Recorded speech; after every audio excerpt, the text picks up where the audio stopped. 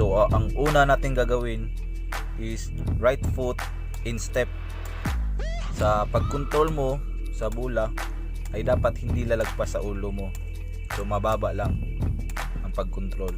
Kasi ang purpose niyan is para mabilis yung reaction ng paa mo. And the next step is yun naman sa kabila. Natawag nating left foot in step. So same pa rin ang gagawin. Tulad pa rin sa kanina sa right foot in step. Mababa lang and para mabilis yung reaction ng paa natin. And the next step is ito yung tinatawag nating right and left foot in step, or tinatawag naming alternate in step, no? So ano lang, right, left yung in step, pero yung bula pa rin is mababa pa rin yung control para nandun pa rin yung reaction ng paa.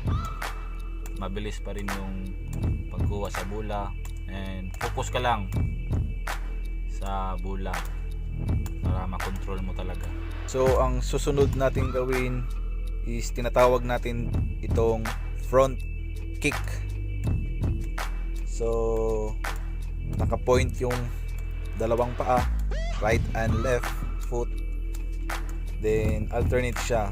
So mahirap siya gawin sa mga bago, pero tsagaan nyo lang, makukuha nyo yan. So ang next natin gagawin ay tinatawag nating itong knee or tuhod. So magkabilaan siya, right and left knee or alternate. So mahirap siya pero kasali siya sa basic skills namin. And tsagaan mo lang, sipag at tsaga mo lang, kasi pag nakuha mo to, isa ka ng tunay na pogi.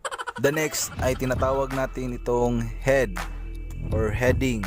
So control mo lang yung sa ulo mo and you need have a balance, no, para makontrol mo yan. So isa din yan sa mahirap pero kasali siya sa basic skills. So ang next natin gagawin ay tinatawag itong low and high ball, right foot. So ito ay gamit na gamit talaga sa court. Mapa-spiker ka man, mapatikong ka man, or mapa-fader ka man. So isa din to sa mga basic skills na kailangan natin. High, low, high, low. Yun lang. So ang next yun lang din. So tinatawag din natin siya low and high left foot. So same lang siya kanina sa ginawa natin sa right. So low and high pa rin. And yun, kailangan hindi lang kanan yung mas marunong, but kaliwa din para balance siya. And kasali din siya sa basic skills. So ang susunod is right and left low and high ball. So tinatawag din sa amin yan is alternate low and high ball. So yun lang, sa right then sa left.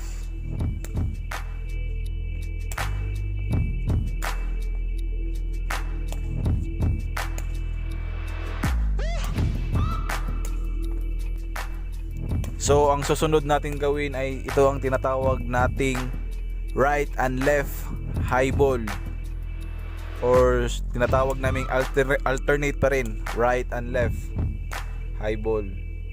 So wala na siyang mababang toss, but puro na siya taas. So isa din itong pinaka-importante sa basic skills.